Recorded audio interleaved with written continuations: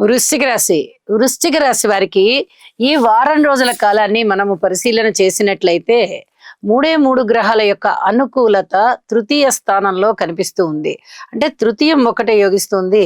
ఇక ఏ రాసులు ఏ గ్రహాలు కూడా యోగదాయకంగా లేవు. అయితే తృతీయ స్థానంలో రవి బుధ కుజుల యొక్క స్థితి చాలా చాలా బాగుంది అని చెప్పొచ్చు. రాస్యాధిపతి తృతీయంలో ఉచ్చ పొంది ఉండడం అనేది ఇక్కడ చెప్పదగ్గ సూచన అన్నమాట. మంచి మంచి ఆలోచనలు ఉంటాయి.